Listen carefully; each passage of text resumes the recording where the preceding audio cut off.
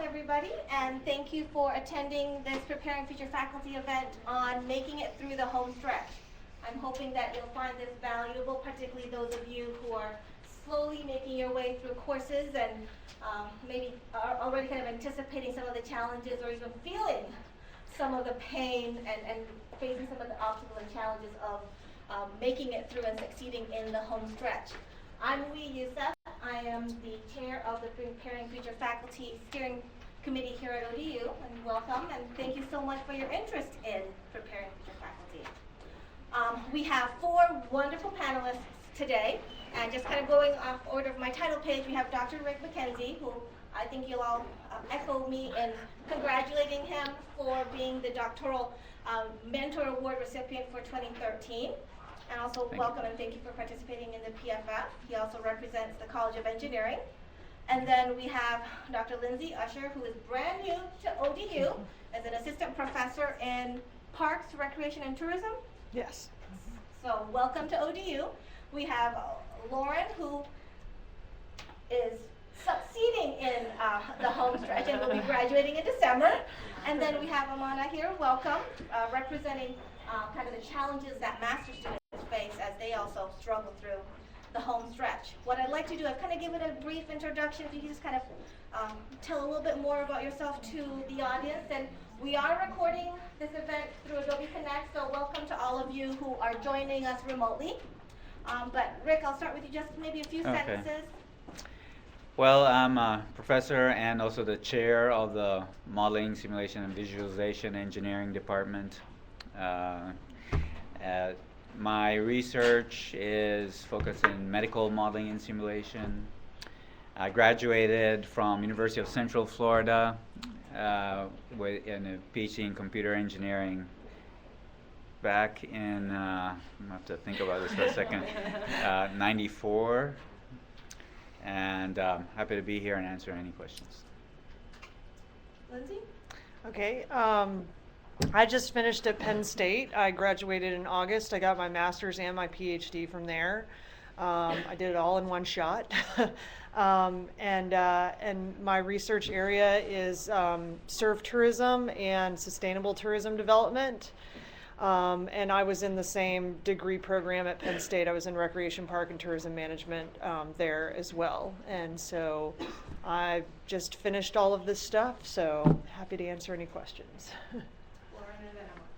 Well, I am a PhD student in the chemistry department under Dr.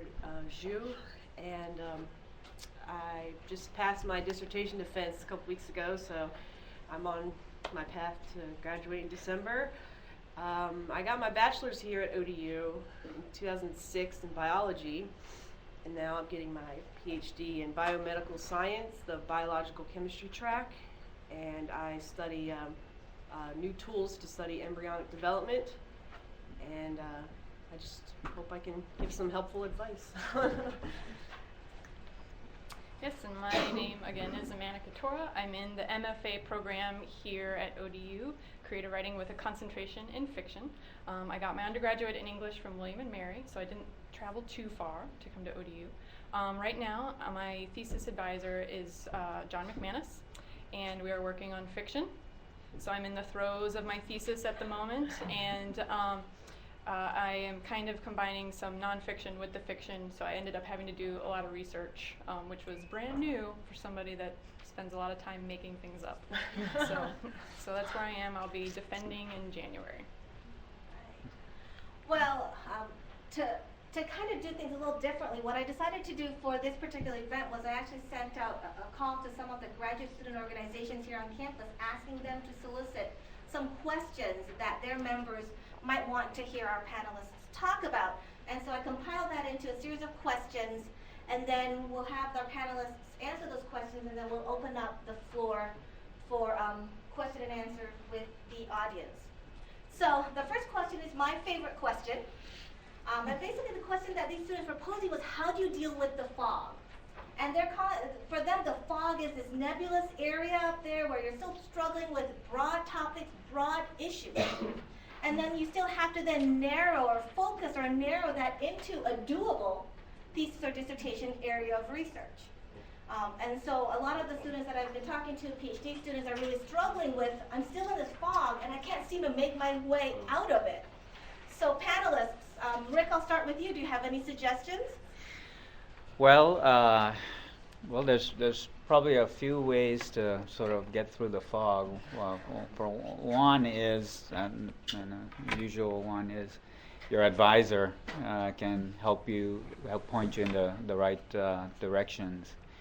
But another thing to do is to start your literature review of the topic area and look at the latest journal publications and start to write down summaries of your papers.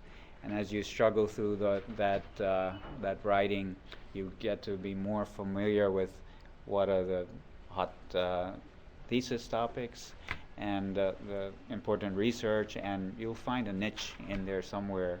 And with some guidance from your advisor, that you'll make it.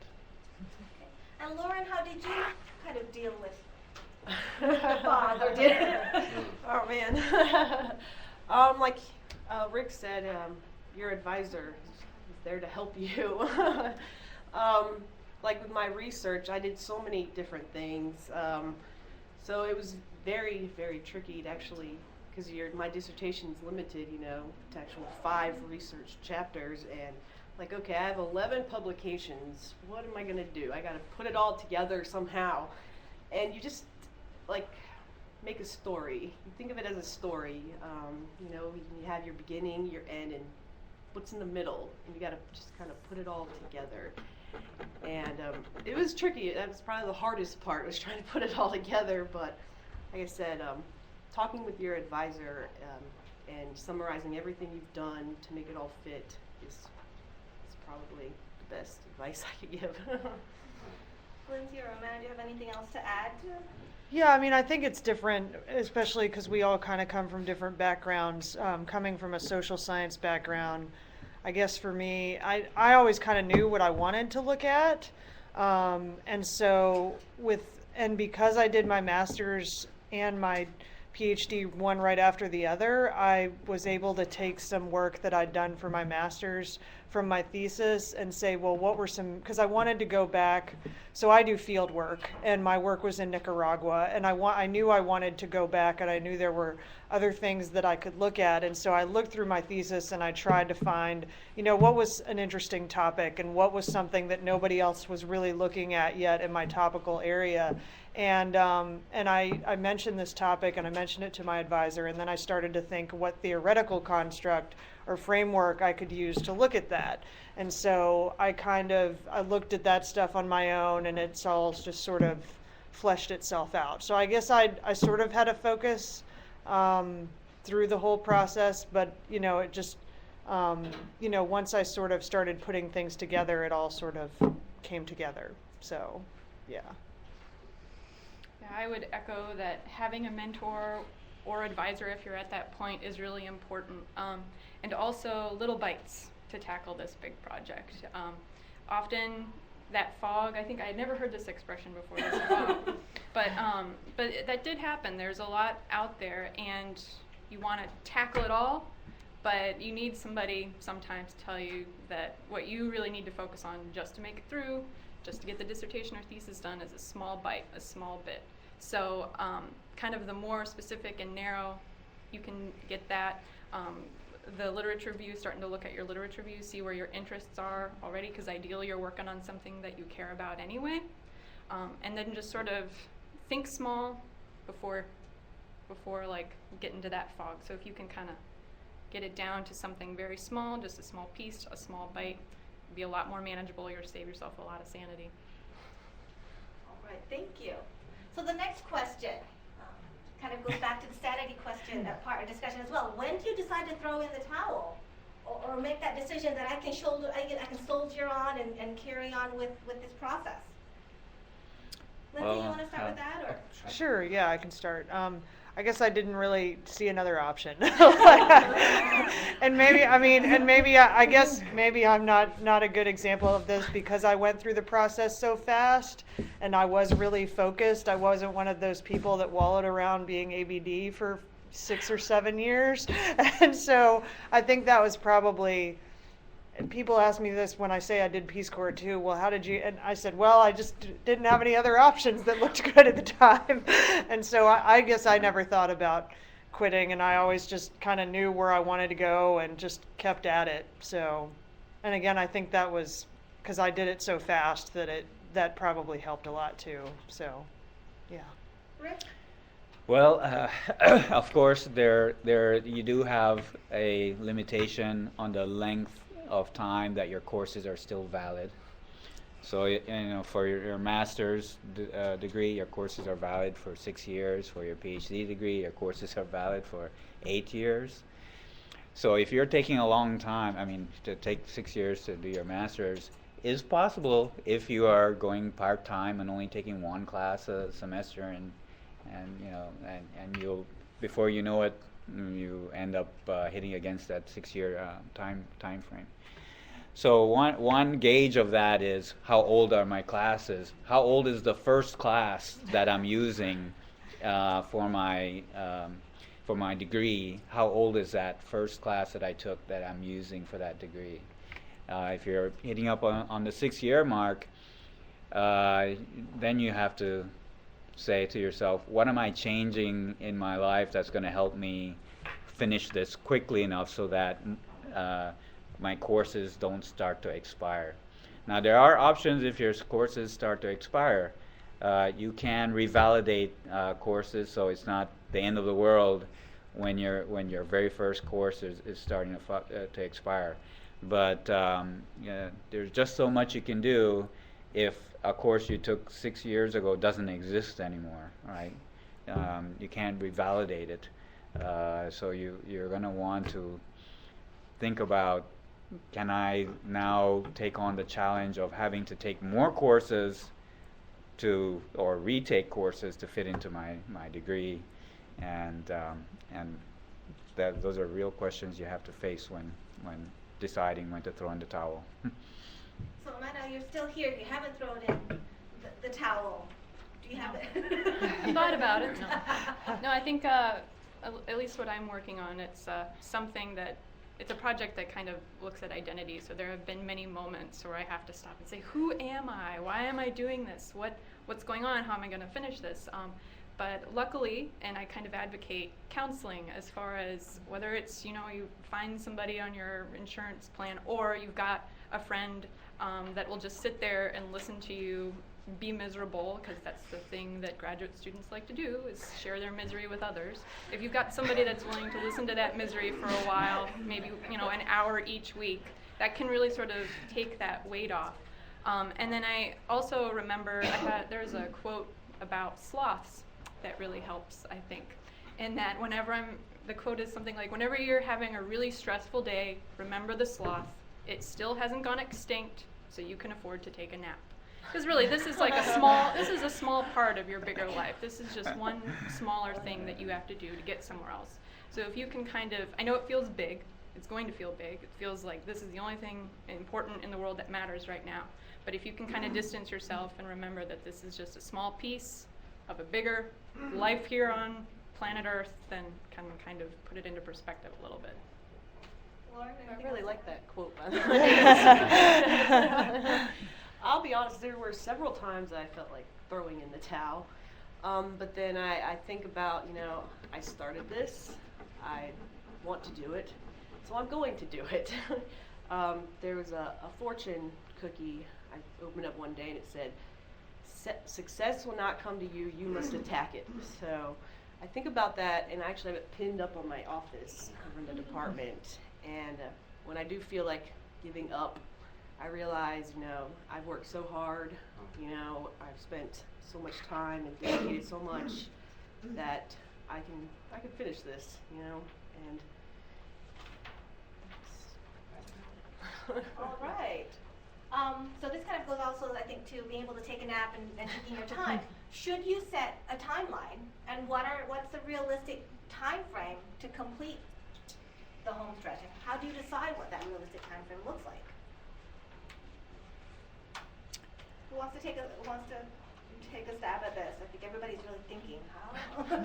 How important is this timeline? Well, in terms of the home stretch, after you've done your literature review, if you're taking a while to get your work done, you have to realize that other people might be working on the same topic and might be publishing, and you don't want your topic to get stale. So,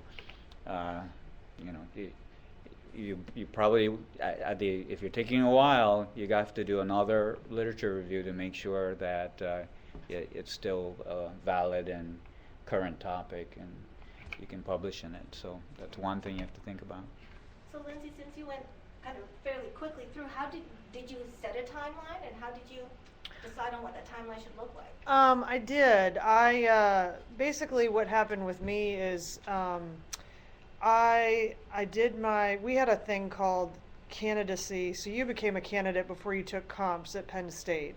And so I just my timeline was based around when I was going to do my field work, because I wanted to go during the high tourist season. And so I had to get my comps done and propose my dissertation by summer of 2012. And so that's sort of the timeline that I worked with. So once I finished my classes in December of 2011, I said, okay, I'm going to do my comps in February. And then, once I do my oral defense, I'm going to, like a month later, I'm going to propose, because I've got to get down there in summer of 2012, because I was still working with and then after that, once I had the data, it was easy for me, because it wasn't I was like, all right, I'm there for 2 months, I'm collecting data, and whatever I come back with, that's my dissertation. So that part was sort of, easy, because it wasn't like, oh, I've still got to get more and that sort of thing. So then after that, I had about another year to complete writing, and I knew that I was either going to graduate in May or August of the following year. And so I think that was just helpful for me to have that to work towards, and that helped out a lot. And the lit review thing is funny. That'll happen to you too. I think I had my manuscripts, so I did a manuscript format too for my dissertation. So I had everything ready to go. I was almost going to send it to my committee before my defense. And then one helpful thing to do to keep yourself up on literature is set Google Scholar alerts. And you set your topic interest, and it will send you alerts about your topic area. So I was scrolling through that one night, and I found something, and I was like, oh, I've got to put that in there too. And so, you'll constantly find new literature, but, just making sure that, you're still up on that. But that Google Scholar thing will really help you a lot. So, yeah. But yeah, setting a timeline was really key. So, yeah. All right, so what are some strategies for time management? We're talking still about timelines and kind of a schedule and a structure. You have some strategies for time management, Lauren? Well, I agree that the timeline is very important, and especially because I just got finished doing the whole dissertation and defense. I advise, when your advisor just even says the D word, dissertation, you need to look at your deadlines, because I didn't realize that you need a dissertation to the dean's office 6 weeks before the end of classes, and the registrars before the last day of class. I'm like, wait, that's in a couple months. I'm like, wait, what's going on here? So it's definitely important to look at all your deadlines also, and take that into effect when you are managing your time. And you want to make it realistic. Don't tell yourself, I'm going to finish, my summary and my conclusion chapters in, one day. It's not going to happen. Well, if you're good, it can happen, but not for me, it wasn't. So make them realistic, your time management, and set your goals to where you think about what you have going on outside of school also, and see how much time you can dedicate. And if you're still continuing research as you do your dissertation and your defense, it makes it a little bit more trickier. So what I would do is the first part of my day would be on my research that I'm still doing, and the second part of the day would be my dissertation writing. Or if you're a morning or a night person, you can change it up, but it's very, very important. Amanda? Plan for a disaster. It'll most likely happen at the worst time. So if you can have a couple of buffer days, or even find a week in there where you can block out that is in preparation for disaster, for a new line of research maybe that I'm talking about research when I'm writing fiction, that comes up that you need to investigate and take time to do that. For getting the flu, for having a family crisis, I really kind of advocate for disaster buffer time. There might just even be 3 a.m. one night where you break down, so having that breakdown disaster time is important. And then I think the other thing too is to kind of, like you were saying, know how you work. After lunch, my brain is ready to not be producing new material anymore. That's when I do my reading. So morning times I know that I work better for producing material, and then afternoons is better for absorbing material. So kind of being self-aware. And reflection, yeah, let's add that. As a writer, I advocate writing every day, right? So even if you're taking like 5 minutes, even in the morning or in the evening, whenever it is, to just put your thoughts down about how the project's going, what you're having trouble with, how your day went, what new things you might have found. It kind of like lets your subconscious go on the page so it can work more effectively when you're driving your car or taking a shower. But just having that time to reflect and making adjustments when necessary if you realize that you took way too much time that day to, I don't know, hunt down things at the library. You'll know through a reflection that you got to watch that next time. So. Yeah, and I'd say for so this is when I was prepping for comps, which was basically I just took out, I guess it was about 2 months, and so I was teaching at the same time that I was preparing for comps, or was I TAing or teaching, one of the two. And so, but I didn't have anything to be on campus for on Tuesdays and Thursdays. So basically Tuesdays and Thursdays became my reading days. And I just would be at home and I'd read, and in preparation for my comps. Mine were closed book. And so that was one thing I did. And I did the same thing when I was writing for my dissertation. Again, I only taught 3 days a week. So those were my teaching days and whatever else days. And then Tuesdays and Thursdays were my writing days. And that's when I really, I said, okay, this is when I'm going to work on this. And this is what I'm going to do on those days. And so I think it's really important to just segment that one day or those 2 days when you can say, okay, these are my writing days and this is what I'm going to do. So, yeah. Rick, what one piece of advice would you offer a graduate student that came to you and says, I'm really struggling with time management? Well, I would say I would just advocate that they block a regular schedule every week. And it has to be enough time that they get back into the topic and get their gears flowing, and then once they start on a roll and getting the information out, you don't want to stop at that point. You don't want to have to stop and then go off and then have to restart again, getting back into the groove. So I would say block enough time off, maybe a half a day, and have a regular schedule of it every week in which you only work on this topic, and that would be about it. All right. Well, obviously this home stretch does not happen in a vacuum, and so some students go to graduate school part-time while they're trying to work full-time, and also maybe study for comps or work on dissertations or thesis part-time. Others might be going to school full-time but trying to teach, like Lindsay was trying to teach at the same time that she was trying to write her dissertation or take comps. So how do you balance the needs of academics with work demands, with family demands, other stuff that comes up? Because everybody says you need to be writing, but disasters happen, sick children happen. Thoughts on how do we juggle, how do we manage this balancing act? I would say you probably, something I haven't learned yet is probably have to say no sometimes, and say, well, I can't because I have to work on this. And it's difficult, especially for me. That's why I'm here. So I would say learn to say no sometimes, and and know that it's all right because you're trying to achieve this, and it won't last forever. Once you're done, then you're able to say yes and lose sleep and not worry about I can't think to get this down on the paper if I lose sleep. So. But I would say the reverse of that as well. So sometimes you need to say no to your dissertation. Because I mean, honestly, you'll go crazy if you don't get out and do stuff. And I mean, I'm kind of lucky in that I didn't have a husband or kids or anything to worry about. But I mean, if I didn't like get out and be social with people, like I just would have, you'll go crazy. And so you do need to block out that time, or like working out, or, you know, just getting outside of it for a while will really help.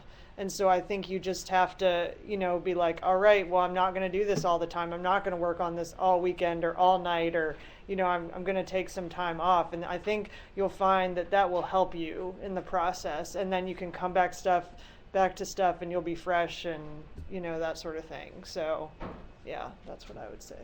I think you have to plan your happy. Well, you've got to know what makes you happy and take at least 5 minutes each day to do that. So for me right now, it's Tumblr. I have my dashboard filled with things that I care about. There's rarely anything on there that isn't some sort of art. It's just a visual thing that I get to look at for 5 minutes each day.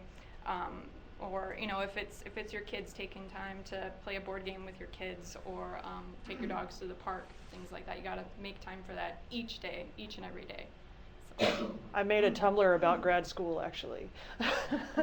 And a lot of people have done that. Yeah, and I mean, I had a baby girl July 2012, so right in the middle of everything. And it was extremely difficult, especially when coming back from maternity leave, I didn't want to do anything. I wanted to be home with her the entire time.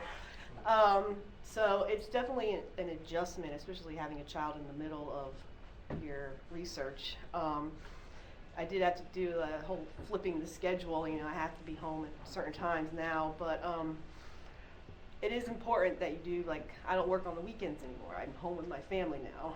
So it's definitely an adjustment, and it is a balancing act. You know, you have to think about like the future. You know, this is going to be better off for our future, mine and hers. You know, if I just stick to it and finish. So you have to think about that too.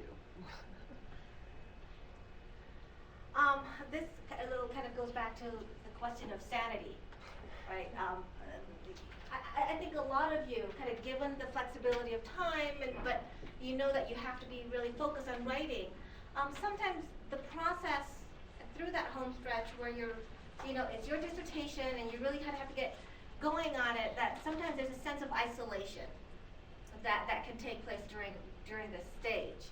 And sometimes when the dissertation becomes a priority, you don't always take the time to hang out with your friends or go out and play volleyball or go to the beach. So what are some thoughts about how students might manage that sense of isolation when you're so caught up in the dissertation to kind of the neglect of other stuff? It's a weird thing in that when you're working on your thesis or dissertation, it's one of the most isolating feelings that you can experience, but at the same time, like you were saying earlier, it doesn't happen in a vacuum. There are people around you that love and care about you, that want you to succeed. So knowing that those people exist, and that, even if they're like, oh, I'd love to read your thesis someday, and you know that maybe they never will, the fact that they said that really means a lot. I also think that planting carrots before you start the process is really important. So my carrot this month is getting to go to the 50th anniversary, or 50th special, the Doctor Who special on the 25th. So that's my carrot. I planned that out in advance. I'm going to the theater to do that. But I think having those little moments along the way, and maybe taking the time to plan those ahead of time is really important. Did you ever see that video of the explorer that's like going through the Antarctic, and every couple of days he would plant something in the snow. You've seen it, and he's like videotaping everything. So on his way back, you know, he's miserable, he's hungry, he's tired, but he knows that he's got one of these carrots that he left in the snow for himself, and he digs it up, and it's a bag of Cheetos and a chocolate bar, and he goes nuts. He is so happy. That bag of Cheetos and that chocolate bar can really be something amazing when you're feeling super alone. So if you can plan those carrots to be things like going to the movies, or making a day to, I don't know, go to Busch Gardens with a group of friends, just plan those in advance. Those are part of the process too. Those are deadlines that need met, to make sure that you're out socializing with people, even if it's a weekly basis where you and a couple of friends get a glass of wine and just hang out. So. Lindsay? I'm not really sure. I don't know that I did a good job of that. Don't feel isolated enough. Yeah, I mean, I don't know. It's hard to, I guess what I would do sometimes that I would just reach out. I'm like, I haven't had any social contact all day. And so I'd call my parents, or I'd, see if somebody wanted to go do something or something like that. And so I think just having those people, that you can either call or just sort of rely on is helpful for that. So, yeah. But ideally, probably not interact with people over the computer, if you can help it, because I feel like I spend way too much time in front of the computer. So having like a Google chat with somebody isn't gonna do much for me. So I need to physically be in a room with someone. All right, so this is next question is a little different take, but we've talked about the importance of having an advisor and working, having a committee that supports you and working with that committee. So what advice do you have for working with the thesis advisor and or the dissertation advisor and committee? Rick, if you put on your advisor hat. Well, each member on the committee is there because they offer a particular expertise that's related to your work that you're doing. So I would make sure that aspect of your work you not necessarily regularly, but intermittently go to that committee member and say, here's what I'm thinking of doing in this area. Can you read it? Can you take a look at it? What do you think about it? And get their buy-in that you're going in the right direction. And then, of course, regularly you meet with your advisor. Let him know that you're going to be doing this, and he might say, well, why don't you talk about this approach instead of this to your committee member? So. Yeah. And Amanda, from your experience working with your advisor and committee members? Baking. My advisor tends to like cupcakes. That seems to be working. I don't know. I picked an advisor that I was absolutely terrified of. He's a kitten, but I'm most intimidated by him and the work that he's done. So I felt that I needed to be close for that, even if it was only for the thesis project. But I think your suggestion of regularly checking in with them, make sure they remember you, even if it is bringing them cupcakes, they'll definitely remember you then, is a really good one, so that you can kind of keep on track and make sure that you guys are on the same page. Laura? Yeah, my advisor was demanding and terrifying as well. But sometimes I just want to walk away from her, and I don't want to listen to her anymore, but I know she's there to help me, and she's brilliant, and I've learned a lot and done a lot, and I know it's just going to better me for the future, so I have to think about that sometimes. And as far as like checking in with her, I never needed to worry about that because she would always check on me. Knocking on the door, are you in there? Yes, I'm trying to write, leave me alone. More than one occasion. So, but yeah, your committee is definitely there to help you. And if you are afraid of your advisor and you're like, oh, I don't know if I want to ask her that or him that, go to them, and they'll be more than welcome to help you. Yeah, my advisor and I were like best friends, so I had kind of the opposite experience. I was very comfortable with my advisor. I mean, we met weekly, and when it came to committee stuff, so everything from defending my comps to defending my proposal, and then finally the dissertation, I would just defer to her.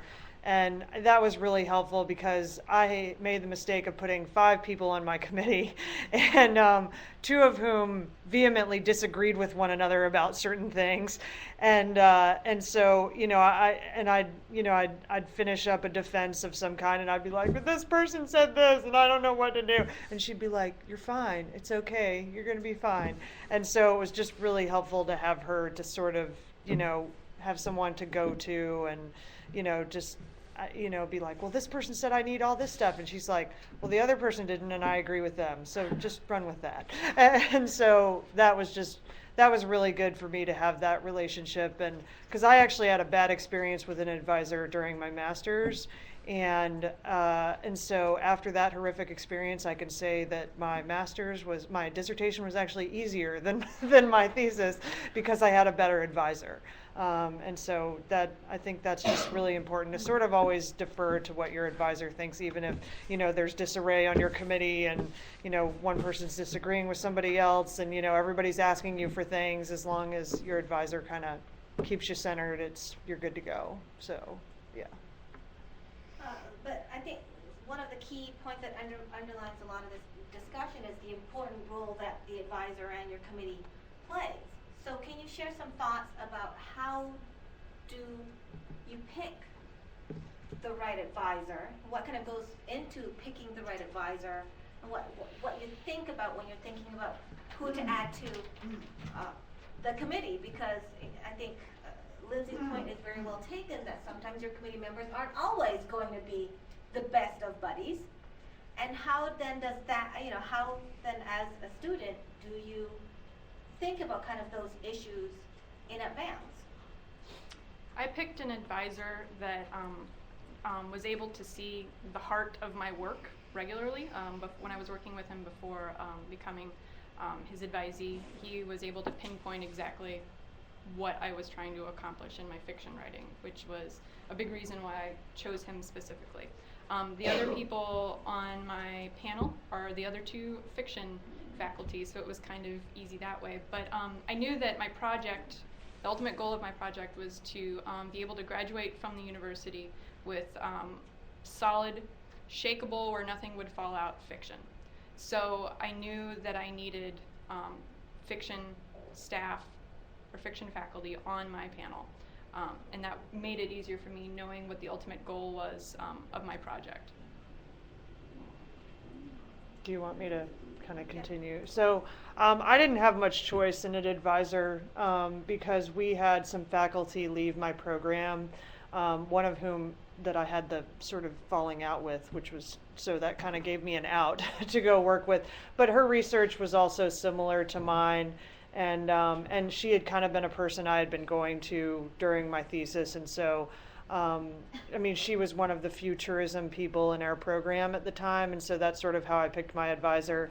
And then in terms of other people on the committee, I had another guy from our department so I chose the other woman who was also in tourism for my committee because that made sense because we had few tourism faculty as opposed to recreation and other stuff. And then our department chair at the time had an anthropology background, so since I was doing ethnography, I chose him. And then I had to have an outside member from another department, and I chose somebody from geography because I was using a conceptual framework that came from geography.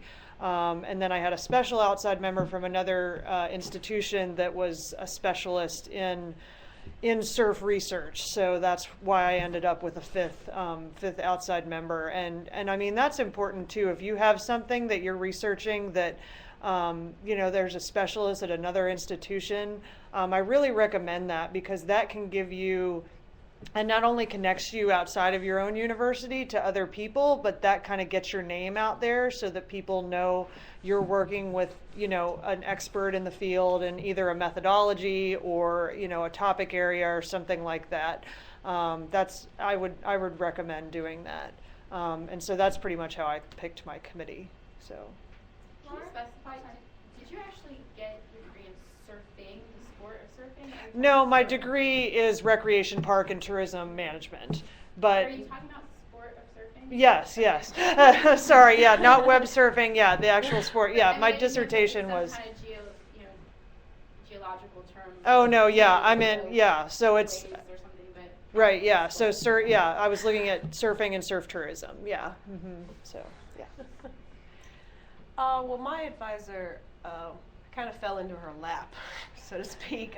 She was one of my teachers for my senior semester, and I didn't know what I was going to do after I got my bachelor's. So, and she proposed to me, you know, I do this research, you know, why don't you come and do research with me? I'm like, okay, why not? I don't have nothing else to do. So, that's how we met. And as far as my committee members, each one of them, like they all said, you know, can contribute one way or another to your research. So I know I could pick the ones that were familiar with certain aspects of what I was doing. So therefore, if I needed their help, that they were there and they knew what I was talking about. So I definitely think that's important. Rick? The only thing I would add is after you choose your advisor, that you choose your committee along with your advisor. So discuss your committee with your advisor to make sure that your advisor is okay with that. I've seen it where the student already says, I want these folks on my committee, and the advisor may or may not say, I don't think you should have this particular person on the committee. So you need to have that discussion with your advisor. And I think if I could just kind of add to that, I think at the end of the day, the bulk of your interactions will primarily be with your advisor anyway. So you want to make sure that you're comfortable with the advisor, you're comfortable discussing with that said advisor possible other committee members. So now we get to our free-for-all kind of question. What other advice can you offer to our students who are at, you know, kind of maybe during, at the brink, or even anticipating being in that home stretch? What advice can you offer for succeeding during the home stretch? Lauren, we can start with you. What helped you get to the point that you are Deep right breathing. now? A couple of different things.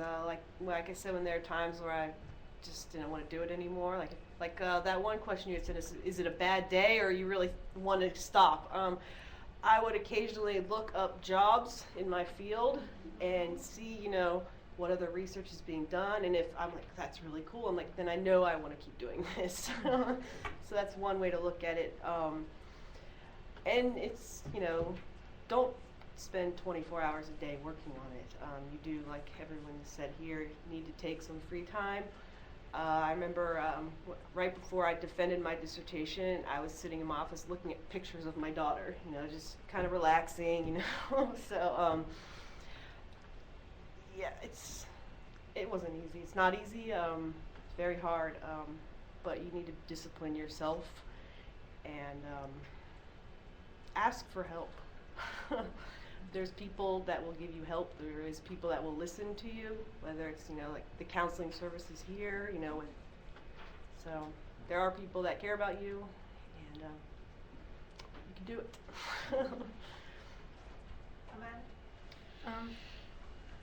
Upon entering the MFA program, I was lucky enough to have somebody that was a year ahead of me kind of take me under his wing, and said to me very early on that there's going to come a point where you're going to question whether or not you can make it through, but just remember that there's a reason why you're here.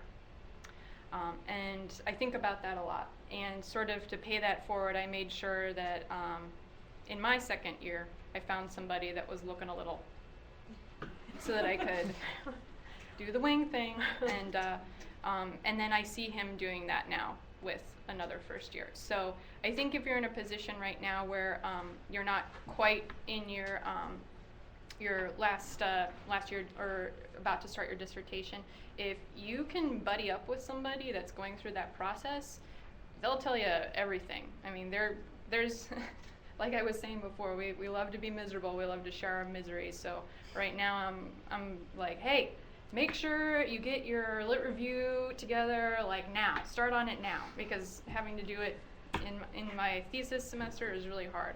So I feel like I have like a lot of miserable advice to give to the people that are in their second or first year of my program, and I'm spouting it off and they're not even asking for it. But I mean, if this is something that's kind of giving you anxiety about going into, find somebody that's living the misery right now and just keep your ears open and sort of say, okay, I'll start thinking about this now and prepare myself, and wait for my fingertips to fall off. That's the person ahead of me got so stressed his fingertips fell off, and now I'm getting hives every once in a while. So you can just kind of expect that stuff. So, but knowing that the hives were coming, like it made it a little bit easier to handle. So that's probably TMI.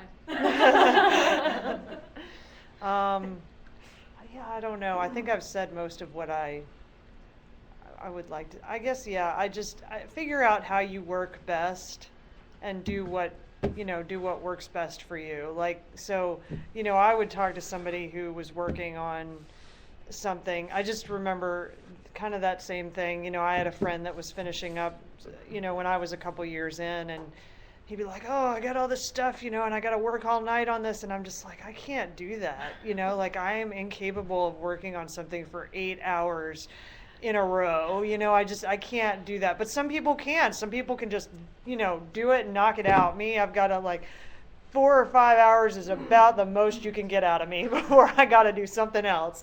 And so I think that's really what you have to do, is just figure out what works best. And, if you're not doing it the same way that other people are, that doesn't mean you're doing it wrong. It just means you're doing what works best for you. So, yeah.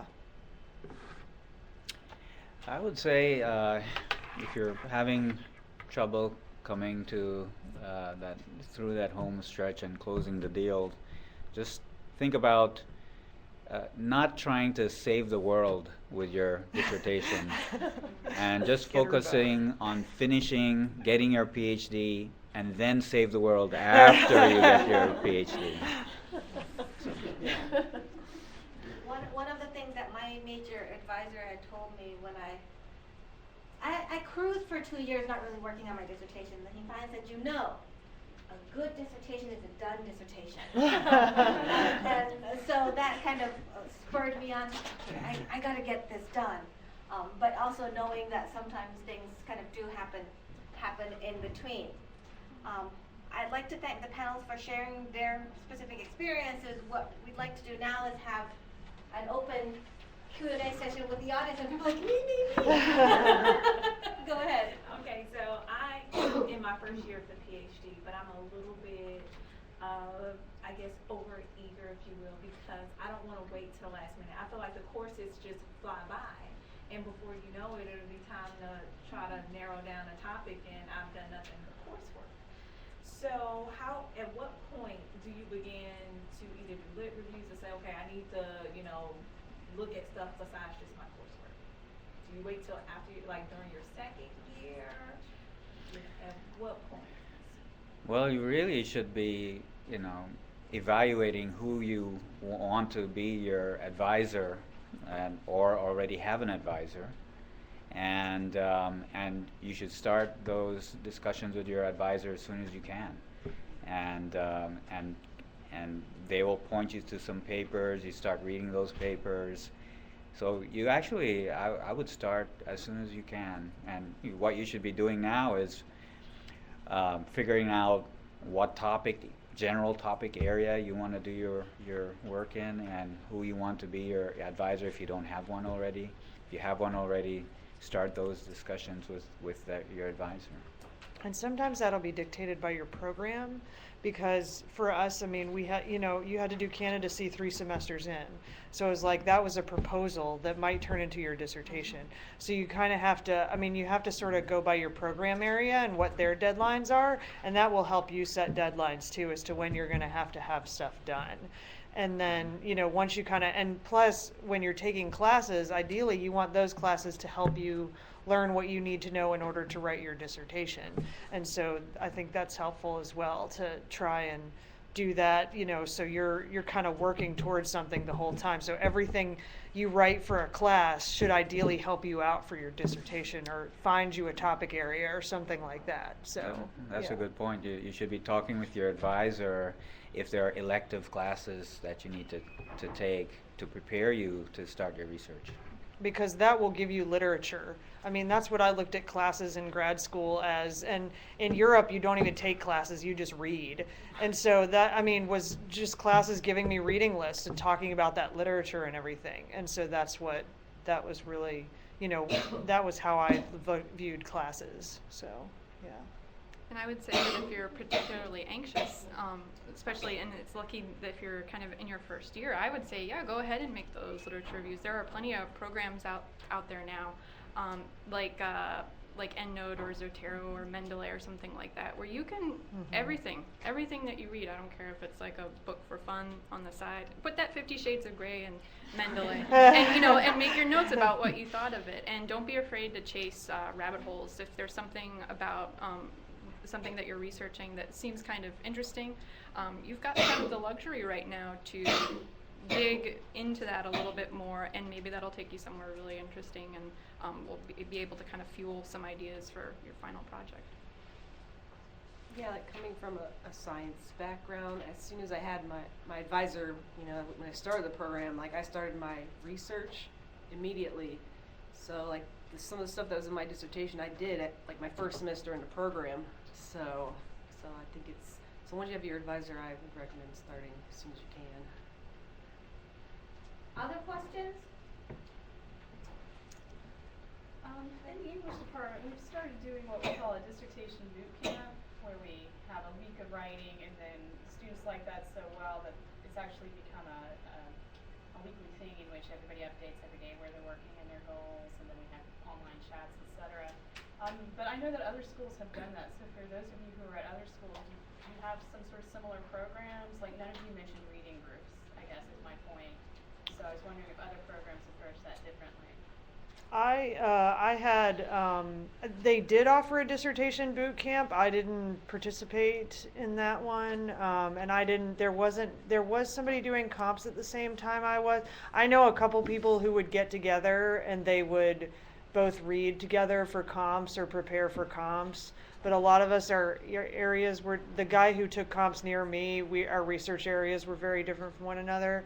But I mean, they're definitely, I would take advantage of stuff like that. I think that's great that you all are doing that, and that you're able to kind of do that all together. But I didn't, so I would say I did not participate in any of those, but they were offered, so yeah.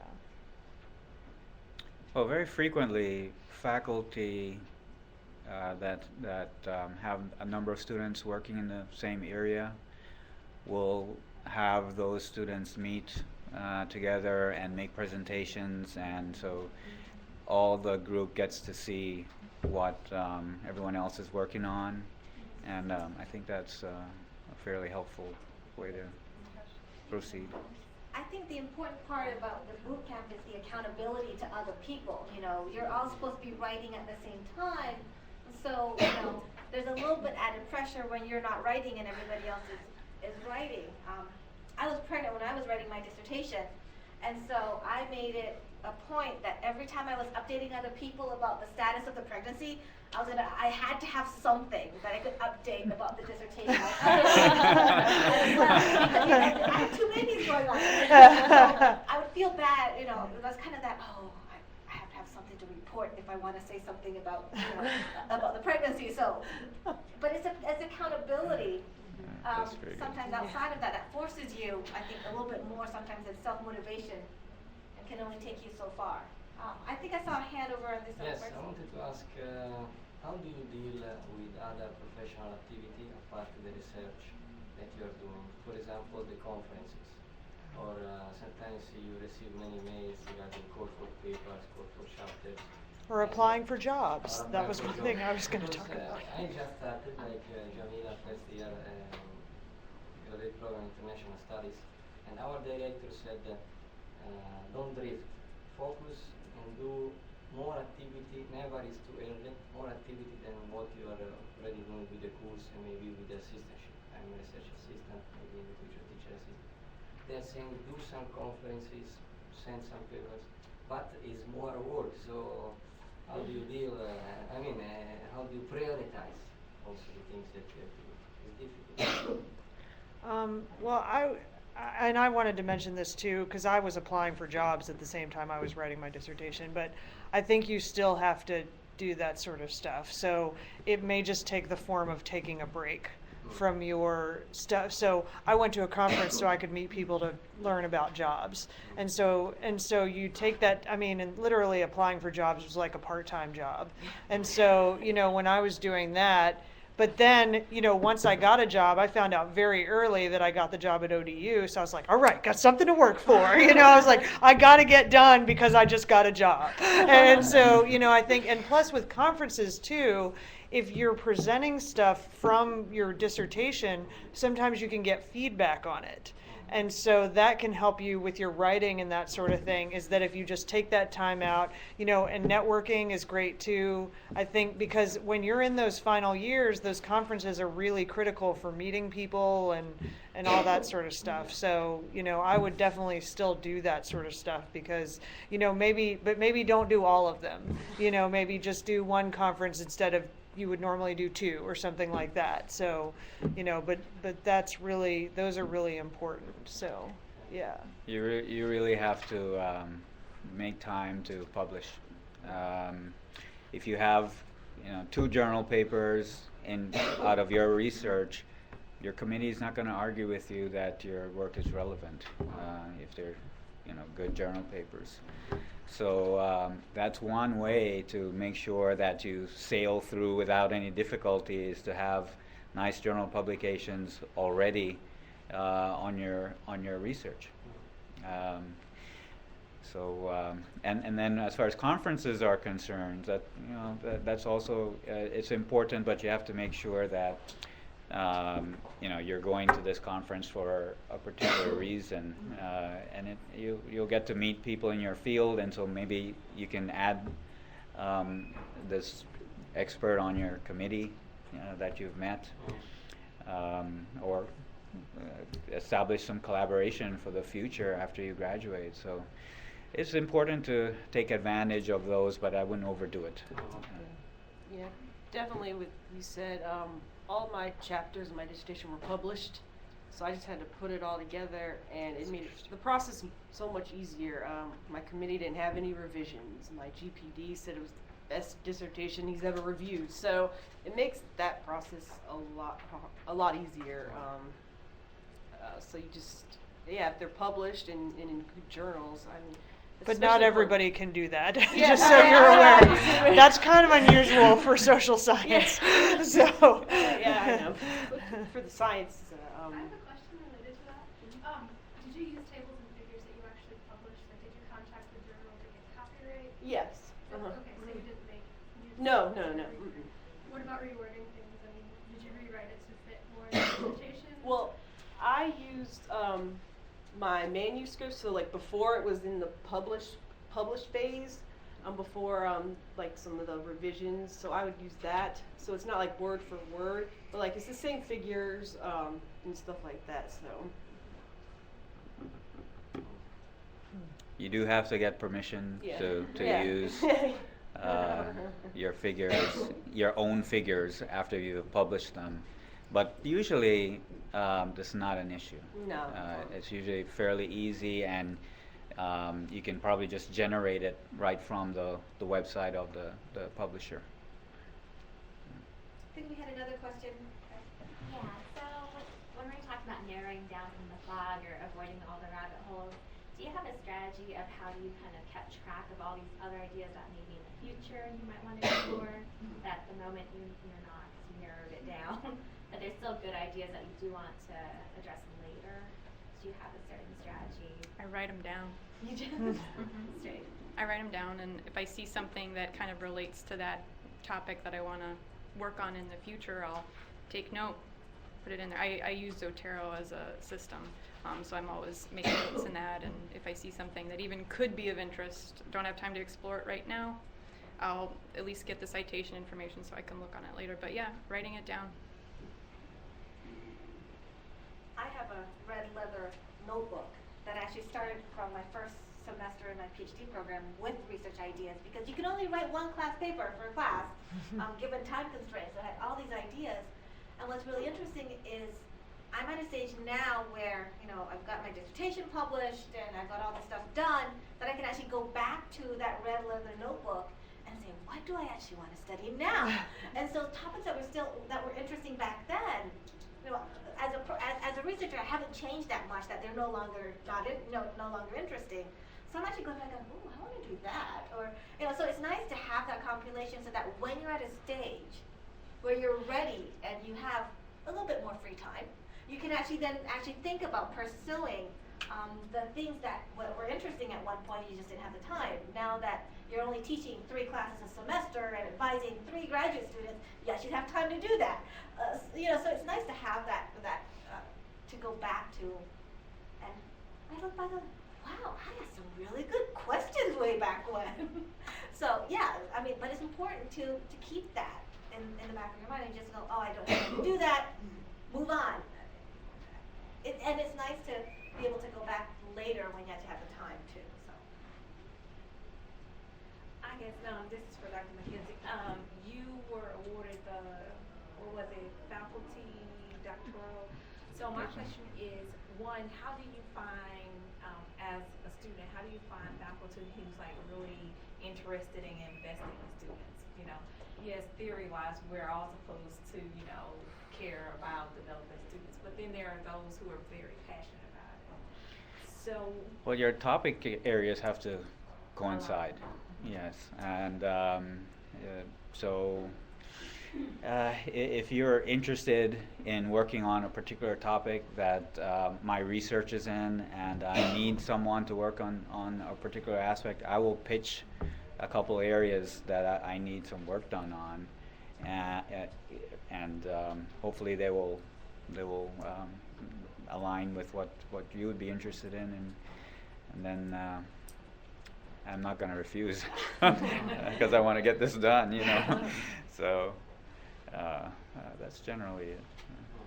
but I think at the end of the day, you know, as advisors, you know, we do want to do what's best for the student, and sometimes it's harder for us to be invested when it's a topic that, you know, I've had students come to me and say, you know, will you serve on my dissertation committee, and this is my topic.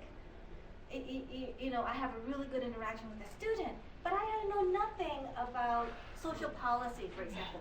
So it's a lot harder for us to be good advisors when it's hard to get invested in a topic that you know nothing about, that you really feel like you can't really benefit the students. So I think that match has to be there too for the faculty member to really feel that they're really making a difference for the student. Yeah. But along those lines, what about when you choose your chair and you have a similar topic research area, but what about when that chair says